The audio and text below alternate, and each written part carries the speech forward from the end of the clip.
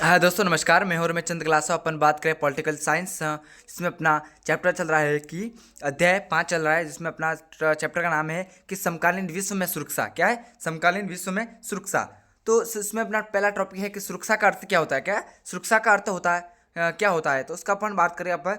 तो सुरक्षा का बुनियादी अर्थ होता है खतरे की आज़ादी। क्या है? मैं पढ़ा रहा हूँ, आपको ध्यान से सुनना है। सबसे पहले सुनना है, आप देख नहीं पा रहे तो सुनना जरूरी है। तो सुरक्षा का अर्थ, बुनियादी अर्थ क्या होता है? तो खतरे की आज़ादी, परंतु केवल उन चीज़ों का, सुरक्षा से जुड़ी चीज़ों का विषय बनाया जाए जीवन के केंद्रीय मूल्यों का। यानी कि इसमें कह रहे हैं कि अपन सुरक्षा के लिए अपन बात करें, सुरक्षा के टॉपिक के ऊपर बात करें, तो अपन हर किसी को अपन सुरक्षा या खतरा नहीं माना जाता है। यानी जीवन के, यानी कि जीवन के, मनुष्य के जीवन के केंद्रीय मूल्यों पर जो खतरा पैदा होता है उसको ही खतरा अपन माना जाता है। उसके बाद करते हैं फिर सुरक्षा की धारणा होती है। सुरक्षा की धारणा होती है, एक होती है पारंपरिक धारणा, एक होती है गैर पारंपरिक धारणा।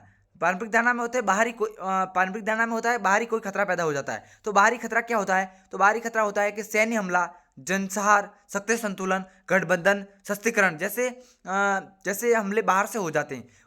जिससे जिस कारण से कोई हमला, भारत कोई देश के ऊपर हमला करता है तो किस तरीके से करता है? सैन्य हमले से करता है, जनसंहार से करता है, शक्ति संतुलन से करता है। शक्ति संतुलन का मतलब होता है कि दो देश, यानी कि भारत देश और सैन्य बराबर टक्कर के होते हैं, तो उससे शक्ति संतुलन हो जाता है। वो देश क्या है कि युद्ध की स्थिति में होते हैं, पर उनको पता है कि युद्ध करेंगे तो दोनों को नुकसान होगा। और गठबंधन, यानी कि दोनों देशों के बीच में कोई गठबंधन होता है, जिसके कारण से गठबंधन के जरिए अपन सोचते हैं कि ये देश अब गठबंधन बनाने की संधि की है अपने इनके साथ, तो ये देश अपने पर आक्रमण नहीं करेंगे, पर कर सकते हैं, क्योंकि भारत और चीन के बीच में हुआ था, संधि हुई थी। तो जिस कारण से चीन ने अटैक कर दिया था 1962 में कर दिया, उसके कारण से ऐसे बात होती है। उसके बाद करते हैं कि बाहरी खतरा क्या क्या होता है? सैन्य हमला, जनसार, शक्ति संतुलन और गठबंधन, सस्तीकरण। उसके बाद होता है नेक्स्ट, सेकंड टॉपिक आता है अपना कि आंतरिक खतरा क्या होता है। आंतरिक खतरा अपने के देश के अंदर क्या खतरा पैदा हो जाता है, उसके बारे में पर बात करते हैं। तो आंतरिक खतरा होता है कि कानूनी व्यवस्था, अलगाववाद, गृह युद्ध। कानूनी व्यवस्था ने देश के अंदर कानून या अनुशासन बिगड़ जाना, और कानून जो कार्यवाही होता है जिसके कोई पालना नहीं करता है, जो कानून व्यवस्था बिगड़ जाना। अलगाववाद यानी कि कोई जाति के ऊपर कोई आंदोलन प्रारंभ हो जाते हैं, जिसके कारण से देश के अंदर अनुशासन वगैरह बिगड़ जाना, और जिसके कारण से गलत कदम उठाए जाते हैं सरकार। और उसके बाद है गृह युद्ध, यानी कि देश के अंदर एक गृह युद्ध पैदा हो जाना, जिसके लिए भी काफ़ी एक खतरा है। देश के अंदर कोई गृह युद्ध हो जाता है, यानी कि अपने घर के अंदर कोई झगड़ाता है, तो बाहर वाले क्या है कि फूट डालने की कोशिश करते हैं। जैसे अपन देश के अंदर कोई झगड़ाएंगे या गृह युद्ध हो जाता है, तो बाहर वाला देश क्या है, उसका फायदा उठाएगा। उसके बाद बात करते हैं अपन, नेक्स्ट टॉपिक है अपना कि गैर पारंपरिक धारणा। गैर पारंपरिक धारणा में क्या होता है? गैर पारंपरिक धारणा में क्या होता है? तो गैर पारंपरिक धारणा में होता है कि मानवता की सुरक्षा, यानी कि मानवता यानी मनुष्य की कैसे अपन सुरक्षा कर सकते हैं, उसके बारे में, मानवता की सुरक्षा कैसे कर सकते हैं। तो व्यापक अर्थ से भूखा, महामारी और पारंपरिक विविधता से, यानी कि प्रकृति से कोई भी गैस उठ जाती है जिसके लोग मर जाते हैं, या महामारी यानी कोई कोरोना जैसी महामारी पैदा हो जाती है जिसके कारण से लोग मर जाते हैं। ये एक खतरा है। उसके बाद बात करते हैं अपन नेक्स्ट टॉपिक के ऊपर बात देते हैं। तो नेक्स्ट टॉपिक है अपना कि विश्व की सुरक्षा, यानी कि विश्व में सुरक्षा अपन कैसे कर सकते हैं, इसकी अपन जानकारी प्राप्त करेंगे। तो नवीन चुनौती, यानी कि सबसे पहले आती है विश्व की सुरक्षा में क्या क्या चुनौतियाँ आती है। तो नवीन चुनौतियाँ आती है, आतंकवाद आती है, बीमारी, जलवायु संकट और सुरक्षा की शामिल है। यानी कि ये विश्व में सुरक्षा में कुल कौन से सुरक्षा शामिल पॉइंट शामिल है? तो नवीन चुनौतियाँ, आतंकवादी, बीमारियाँ, जलवायु संकट और सुरक्षा में शामिल है। उसके बाद अपन किसी एक टॉपिक की बात करेंगे, जैसे सुरक्षा के पारंपरिक धारणा, यानी कि सुरक्षा की पारंपरिक धारणा में बाहरी सुरक्षा क्या होती है, तो उसके बारे में डिटेल पढ़ेंगे। इस धारणा में हमारा तात्पर्य है कि राष्ट्रीय सुरक्षा की धारणा से ऐसा होता है, सुरक्षा की पारंपरिक अवधारणा से सैन्य खतरे को किसी देश के लिए सबसे ज़्यादा खतरा माना जाता है, और इसी खतरे का स्रोत कोई दूसरा मुल्क होता है जो सैन्य हमले की धमकी देकर संप्रभुता और स्वतंत्रता और क्षेत्रीय अखंडता जैसे किसी देश के केंद्रीय मूल्यों के लिए खतरा पैदा हो जाता है। यानी कि कोई अलग देश किसी भी अपने को कमजोरी बनाकर अपने पर अटैक करता है। इस टॉपिक में ये कह रहा है, तो इस टॉपिक में मैं दोबारा पढ़ रहा हूँ, यानी कि आपको समझ में आए। इसमें कह रहा है कि इस धारणा में हमारा तात्पर्य है कि राष्ट्रीय सुरक्षा की धारणा से होता है, सुरक्षा को पारंपरिक अवधारणा से सैन्य खतरे को किसी देश के लिए सबसे ज़्यादा खतरा माना जाता है, कि इस खतरे का स्रोत कोई दूसरा मुल्क होता है जो सैन्य हमले की धमकी देकर संप्रभुता और स्वतंत्रता और क्षेत्रीय अखंडता जैसे किसी देश के केंद्रीय मूल्यों के लिए खतरा पैदा कर सकता है। यानी कि अगर कोई देश अपने ऊपर स्वतंत्रता के ऊपर हानि पहुंचाएगा तो उससे अपन अपने पर खतरा ही है ना, जैसे खतरा है कि नहीं है। तो अपना इसके बाद अब सेकंड टॉपिक है अपना कि सुरक्षा की पारंपरिक धारणा। अब सेकंड यही टॉपिक है पर उसमें आंतरिक है, ये बाहरी, जैसे हमने अभी ऊपर वाला अपन ने पढ़ा तो ये बाहरी खतरा कैसे हो सकता है। अब आंतरिक क्या होता है, तो आंतरिक के बारे में पढ़ रहे हैं अपन। तो आंतरिक है सुरक्षा की पारंपरिक धारणा। तो उसमें आंतरिक इस धारणा में हमारा तात्पर्य है कि देश के भीतर आधुनिक खतरों से, जिसमें आपसी लड़ाइयाँ, गृह युद्ध, सरकार के प्रतीक असंतोषी से यह सुरक्षा आंतरिक शांति और कानून व्यवस्था पर निर्भर करता है। इसे अपने देश के लोगों से खतरा होता है, यानी कि अपने देशों से अपने लोगों को खतरा होता है। यानी कि कोई गृह युद्ध कर देता है या गृह युद्ध होता है, सरकार के विरोध कोई धरना प्रदर्शन करता है, इससे क्या है आंतरिक खतरा पैदा हो सकता है या होता है। उसके बाद बात करें अपना नेक्स्ट टॉपिक है सुरक्षा की अपारंपरिक धारणा। सुरक्षा की अपारंपरिक धारणा, उसमें क्या होता है अपन वो पढ़ते हैं। सुरक्षा की अपारंपरिक धारणा में उन सभी खतरों को शामिल किया जाता है जो कि किसी एक देश नहीं बल्कि पूरे विश्व के लिए खतरा है और उनका समाधान कोई एक देश अकेले नहीं कर सकता है। दूसरे शब्दों से कहे तो ऐसे खतरे जो पूरी मानवता जाति के लिए खतरा पैदा करते हैं। यानी कि इसमें ये कह रहा है कि सुरक्षा की अपारंपरिक धारणा में कह रहा है कि एक ऐसा खतरा पैदा हो जाता है जो कि कोई एक अकेला देश अकेला उसको मतलब समाप्त नहीं कर सकता है, उसका समाधान नहीं कर सकता है।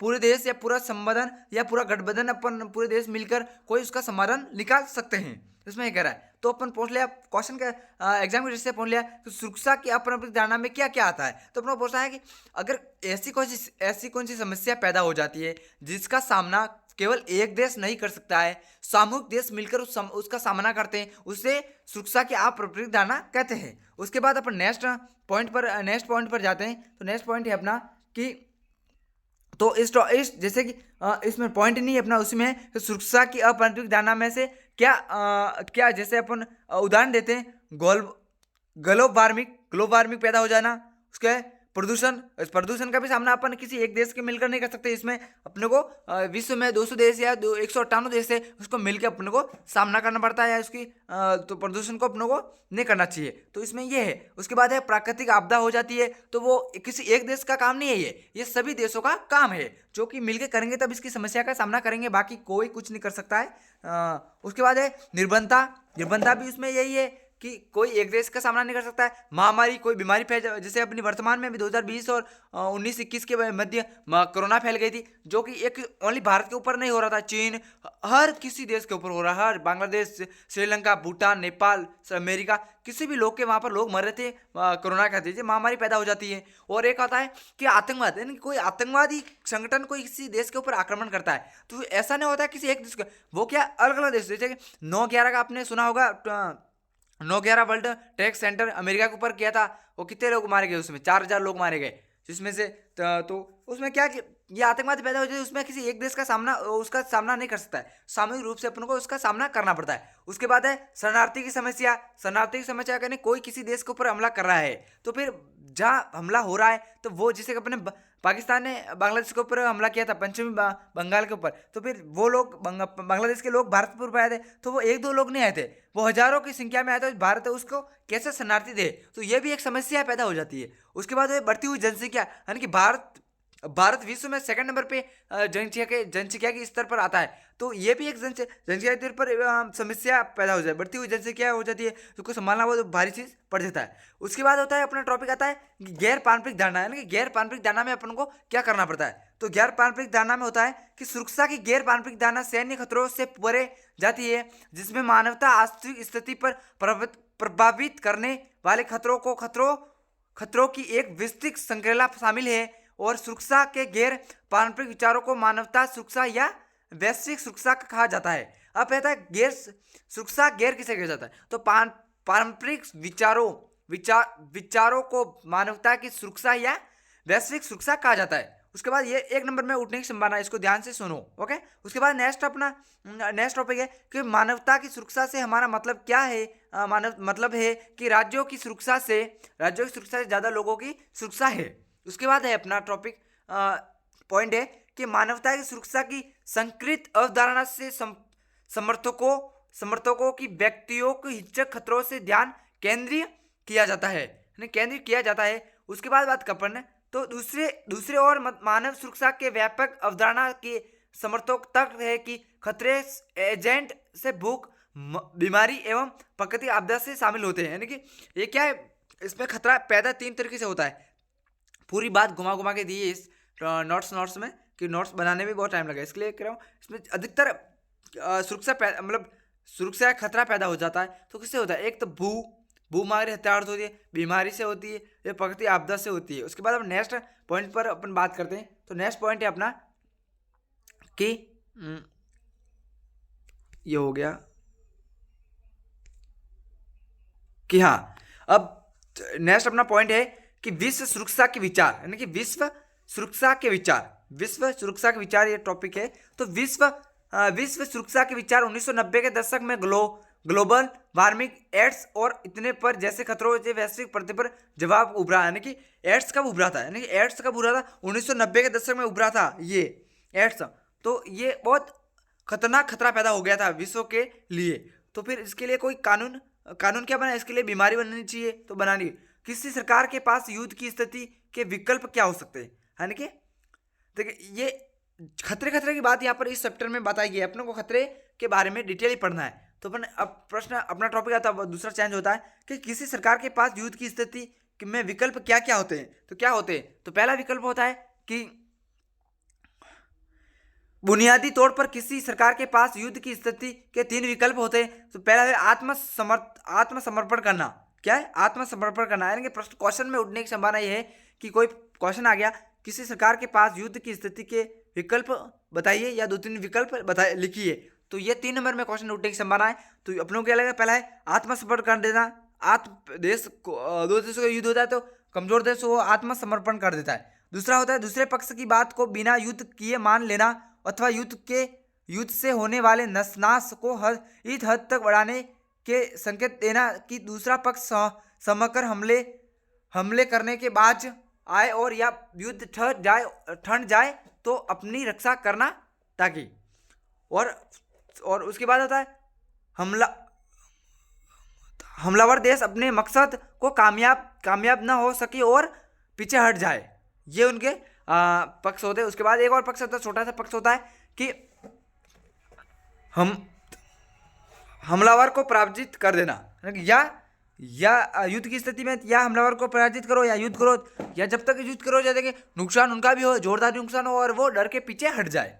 उसके बाद होता है अपना टॉपिक आता है अप्रोच। अब अप्रोच किसे कहते हैं ये अपन डिटेल पढ़ेंगे। अप्रोच, युद्ध में कोई सरकार भले ही आत्मसमर्पण कर दे लेकिन वह इसे अपने देश की नीति के रूप में कभी प्राचित नहीं करना चाहेगी। इस कारण सुरक्षा नीति का संबंध युद्ध की आकांक्षाओं को रोकने के होता है, जिसे अप्रोच कहा जाता है। अब क्वेश्चन 1 नंबर में उठता है, अप्रोच की परिभाषा बताइए, है ना? अप्रोच की परिभाषा बताइए। तो अपन अप्रोच की परिभाषा क्या होगी कि युद्ध में कोई सरकार भले ही आत्मसमर्पण कर दे लेकिन वह उसे अपने देश की नीति के रूप में कभी प्राचित नहीं करना चाहेगी। इसी कारण सुरक्षा की नीति संबंध युद्ध की आकांक्षा को रोकने के में होता है, जिसे अप्रोच कहा जाता है। उसके बाद होता है रक्षा। अब एक और टॉपिक है छोटा सा, रक्षा किसे कहते हैं? तो युद्ध को सीमित रखने अथवा उसको समाप्त करने से होता है, जिसे रक्षा कहते हैं। कि रक्षा की परिभाषा है कि युद्ध को सीमित रखने अथवा उसको समाप्त करने से होता है, उसे रक्षा कहते हैं। उसके बाद अपना नेक्स्ट टॉपिक आता है कि परंपरागत सुरक्षा की नीति के तत्व। ये अपन नेक्स्ट टॉपिक में पढ़ेंगे। तो नेक्स्ट टॉपिक ये आया। तो इसमें क्या है? अरे नीति के तत्व क्या होते हैं? तो पहला तत्व है शक्ति संतुलन। तो उसके बाद आता है गठबंधन बनाना। ओके, तो इसमें शक्ति संतुलन के बारे में अपन डिटेल ही पढ़ेंगे। तो शक्ति संतुलन क्या होता है? कोई देश अपने ऊपर होने वाले संभावित युद्ध या किसी अन्य खतरों के प्रति सदैव संवेदनशील रहता है। अन्य खतरों के प्रति सदैव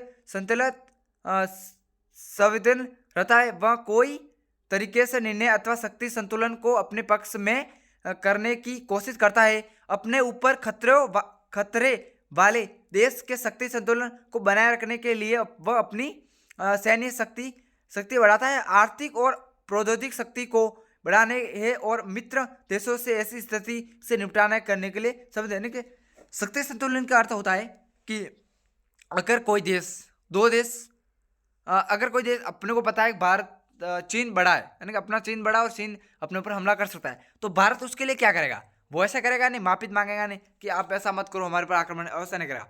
भारत उसके बराबर होने की कोशिश करेगा। चीन सैन्य के हमले में अच्छा व्यवस्थित उनके परमाणु हथियार है, तो भारत भी वो परमाणु हथियार बनाएगा। और टेक्नोलॉजी के हिसाब से चीन आगे है, भारत भी टेक्नोलॉजी के हिसाब से आगे बढ़ेगा। तो शक्ति संतुलन इस तरह से होता है। ऐसे नहीं होता है कि वो उसकी माफी मांगेगा कि मेरे ऊपर आक्रमण नहीं करना, ऐसा वो ऐसा नहीं होगा। शक्ति संतुलन में ऐसा होता है। तो अब होता है गठबंधन बनाना। अब गठबंधन क्यों बनाया जाता है, इसके लिए भी कोई रीजन होता है। तो गठबंधन की प्रिय आप ध्यान से सुनिए, क्योंकि अब ये अभी तक आया नहीं क्वेश्चन, तो आने की संभावना पूरी है। तो अब होता है गठबंधन बनाना। गठबंधन में कई देश शामिल होते हैं। सबसे पहले गठबंधन में क्या होता है? गठबंधन में कई देश शामिल होते हैं और सैन्य हमले को रोकने अथवा उसमें रक्षा के लिए संवेद कदम उठाते हैं। और अधिकांश गठबंधनों को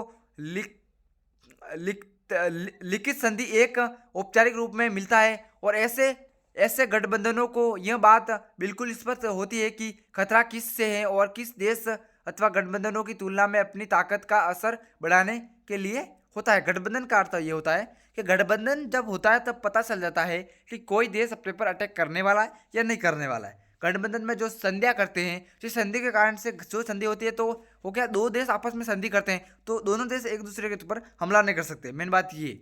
तो अपना गठबंधन एक हुआ था नाटो, सेंटो, जैसे बड़े बड़े गठबंधन हुए थे।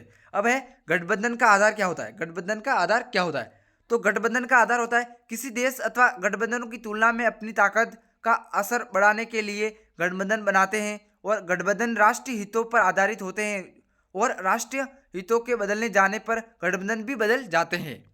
उसके बाद है कि ये दो टॉपिक है, इसको ध्यान से पढ़िए। उसके बाद है एशियाई अफ्रीका के नव स्वतंत्र देशों के सामने खड़ी सुरक्षा की चुनौती। अब है कि दक्षिणी एशिया में जो अफ्रीका में जो नव स्वतंत्र देश आज़ाद हुए थे, तो उनके सामने क्या स्थिति पैदा हुई थी, जिसके बारे में है। लाइट चलेगी है तो आप टेंशन लिए, आप पढ़िए। तो दक्षिणी एशिया तो क्या चुनौती है? तो एशिया और अफ्रीका के नव स्वतंत्रता के सामने खड़ी सुरक्षा की चुनौती में यूरोपीय देशों के मुकाबले दो मायने में व्यस्त है। तो पहला है, एक तो इन देशों को अपने पड़ोसी देशों के सैन्य हमले की आवश्यकता है। यानी कि जो देश स्वतंत्रता नए नए हुए, उनको किस चीज़ की आवश्यकता है? कि सैन्य हमले में वो आगे होने चाहिए और उनसे मांग मारनी चाहिए, हमें भी ऐसा करो या हमें भी आगे लाओ। उसके बाद आता है कि दूसरे, उन्हें अंदरूनी सैन्य संघर्ष की चिंता करनी है कि उनके पास अभी कोई सैन्य हमला या सैन्य आर्थिक स्थिति खराब है, ओके, अभी भी आज़ाद हो, उनके पास कोई पैसा वगैरह है नहीं देश के पास, जानते हैं, वो चुनौती है। उसके बाद अपना टॉपिक है कि सुरक्षा की परंपरागत धारणा में युद्ध की नीति। अब सुरक्षा की परंपरागत धारणा में युद्ध की नीति क्या होती है? तो सुरक्षा की परंपरागत धारणा में स्वीकार किया जाता है कि हिंसा का इस्तेमाल यथासंभव सीमित होना चाहिए। इसमें ना न्याय युद्ध यूरोपीय परंपरा की यह प्राकृतिक विस्तार है कि आज लगभग पूरा विश्व मानता है। यानी कि युद्ध कभी होता है तो जरूरतमंद युद्ध होता है तभी युद्ध करना चाहिए, बाकी ऐसे छोटा मोटा युद्ध नहीं करना चाहिए जिससे लोगों को नुकसान पैदा हो, आम जनता को नुकसान पैदा हो जाता है। उसके बाद बात करें अपन कि इसमें क्या, किसी देश को युद्ध की उचित कारणों यानी आत्म रक्षा अथवा दूसरों को जनसार बचाने के लिए ही करना चाहिए। यानी कि कोई भी युद्ध करता है तो किसी के भले के लिए युद्ध किया जाए, बाकी नुकसान के लिए युद्ध नहीं करना चाहिए। उसके बाद सेकंड है कि इस दृष्टिकोण को अनुसार किसी भी युद्ध में युद्ध के साधनों को सीमित इस्तेमाल होना चाहिए। और ये इसमें, और युद्ध सेना को चाहिए वह भी संदिग्ध शत्रु निर्दयी व्यक्ति अर्थात आत्मसमर्पण करने वाले शत्रु को ना मारे। यानी कोई युद्ध होता है तो वहां पर जो दुश्मन या शत्रु आत्मसमर्पण करते थे तो उनको नहीं मारना चाहिए, ये अपना कहता है। उसके बाद है कि सेना को उतने ही बल का प्रयोग करना चाहिए जितना आत्मरक्षा के लिए जरूरी है, उसे एक सीमा तक ही हिंसा का सहारा लेना चाहिए। यानी कि सेना को इतना ही बल का उपयोग करना चाहिए जितना जितना उसके आत्मरक्षा के लिए करना चाहिए। उसके बाद अपन नेक्स्ट पॉइंट की तरफ चलते हैं। तो नेक्स्ट पॉइंट है सुरक्षा की पारंपरिक धारणा में से संभावना से इनकार नहीं करती है। देशों के बीच में एक रूप में सहयोग हो, इसमें सबसे महत्वपूर्ण निस्तरण, अस्त्रण या निमंत्रण तथा विश्वास बढ़ाती है। उसमें कह रहा है कि कोई भी देश किसी पर अटैक करता है तो उसको विश्वास भरे को दुख पहुंचा जाता है। उसके बाद है खतरे के नए स्रोत। अब प्रश्न है खतरे के नए स्रोत क्या होता है? तो खतरे के कुछ नए स्रोत के सामने आए जिसके बारे में दुनिया काफी हद तक चिंतित है। इसमें आतंकवादी, मानवाधिकारी, वैश्विक गरीबी, पालेमारी, स्वास्थ्य महामारी। आतंकवाद राजनीतिक हिंसा का संबोधित करता है जो नागरिकों को जानबूझकर और आदुभुक निशान बनाता है। और मानवाधिकारी के 3 प्रकार होते हैं। पहला होता है राजनीतिक का अधिकार, दूसरा होता है आर्थिक और सामाजिक का अधिकार, और तीसरा होता है औपनिवेशिक लोगों का अधिकार। अन्य प्रकार के असुरक्षा, वैश्विक गरीबी और राज्य अमीर होते जबकि गरीब राज्य गरीबी हो जाते हैं। और दक्षिणी में गरीबी ने भी उतना ही बेहतर जीवन विषय पर बेहतर आर्थिक अवसरों में तलाश के लिए पैमाने पर किया है। उसके बाद स्वास्थ्य महामारी जैसे HIV, एड्स, बर्ड फ्लू और गंभीर विश्व जैसे सार्क प्रमाण जैसे माध्यम से देश को बढ़ रहा है कि इस तरीके से देश के अंदर खतरा पैदा होता है। उसके बाद है यह समझना महत्वपूर्ण है कि सुरक्षा की अवधारणा के विस्तार को मतलब सब कुछ शामिल करना नहीं है। यानी कि इसमें कह रहा है कि लास्ट अपना टॉपिक है, इसको ध्यान से समझिए। तब समय यह समझना महत्वपूर्ण है कि सुरक्षा की अवधारणा के विस्तार में मतलब सबको शामिल नहीं किया जा सकता है। छोटे मोटे खतरे को अपन शामिल नहीं कर सकते। सुरक्षा का समस्या के रूप में यह अस्तित्व प्राप्त करने के लिए एक समस्या का न्यूनतम समाधान मानदंड साझा करता है। सहयोग का मूल्य। अब क्या प्रश्न है? सहयोग का मूल्य सुरक्षा के लिए मुद्दों पर निपटाने के लिए सैन्य टकराव के बजाय सहयोग की आवश्यकता होती है। आतंकवादी से निपटाने के लिए सैन्य मदद ली जा सकती है, लेकिन गरीबी, पलायन के अधिक मुद्दों पर निपटाने के लिए इसका कोई फायदा नहीं होता है। ऐसे रणनीतियों को तैयार करने वाले महत्वपूर्ण हो जाते हैं जिसके अंतर्राष्ट्रीय सहयोग को शामिल किया जाता है, जो द्वीपीय, क्षेत्रीय, महाद्वीपों जैसे वैश्विक हो सकते हैं। और सहकारी सुरक्षा की अंतर्राष्ट्रीय और राष्ट्रीय दोनों तरह के अन्य खिलाड़ी शामिल हो सकते हैं, लेकिन सरकारी सुरक्षा के अंतिम उपाय के रूप में भी यह शामिल हो सकता है। अंतर्राष्ट्रीय समुदाय तो तनाशी के निपटाने के लिए बल दिया उपयोग मजदूरी देनी पड़ सकती है। भारत की सुरक्षा रणनीति और भारतीय सुरक्षा रणनीति के 4 विभिन्न घटक पर निर्भर करते हैं। तो 4 घटक भारत के साथ क्या सुरक्षा नीति? सैन्य क्षमता को मजबूत करना भारत की सुरक्षा रणनीति का पहला घटक। और क्योंकि ये भारत अपने पड़ोसी देशों के साथ संघर्ष करता रहता है, यानी कि भारत अपने सैन्य हमलों को सेना को अच्छे मजबूत बनाता है। सेकंड है भारत की सुरक्षा रणनीति। दूसरा है घटक अपने सुरक्षा हितों के रक्षा के लिए अंतर्राष्ट्रीय मानदंड और अंतर्राष्ट्रीय संस्थाओं को मौजूद करता है। और तीसरा है भारत की सुरक्षा रणनीति का तीसरा महत्वपूर्ण घटक है देश के भीतर सुरक्षा चुनौती का सामना करने के लिए तैयार करता है। तो चौथा घटक है कि अपने अर्थव्यवस्था को इसी तरह से विकसित करना नागरिक का विशाल सामूहिक गरीबी और दुख से व्यापार निकल जाता है। उसके बाद कुछ महत्वपूर्ण नोट्स: हथियार निरंतर निष्कर्षण, कॉन्फिडेंस बिल्डिंग और वैश्विक गरीबी। तो उसमें यह हथियार का अधिग्रहण को निष्कर्षण करता है। सेकंड, यह सामूहिक निशान से बचाने के लिए कुछ प्रकार के हथियारों को छोड़ने के लिए कहलाता है। सेकंड है यह प्रक्रिया जिसमें विभिन्न देशों अपने सैन्य योजनाओं के बारे में एक दूसरे की सूचित करके प्रतिनिधि देशों के साथ विचार जानकारी साझा करते हैं। और एक है वैश्विक गरीबी। तो यह एक देश को कम आय और कम आर्थिक विकास के पीड़ित होने के लिए समृद्ध जिसमें कम से कम विकसित या विकासशील देशों में विकसित किया जाता है। उसके बाद है कि लास्ट छोटा सा टॉपिक रहा है अपना कि प्रस्तावना। यह कुछ विशेष कारणों से एक राज्य दूसरे राज्यों का मान्यता सुधार करता है। इसी के साथ अपन वीडियो को समाप्त कर दे। और वीडियो को ध्यान से 2-3 बार देखें ताकि वीडियो आप समझ में आए। फिर इसके आधार पे अपन एक नंबर वाले क्वेश्चन लेके आएंगे बहुत जल्द। और इसी के साथ जय हिंद जय भारत। वीडियो पसंद आए तो लाइक करें।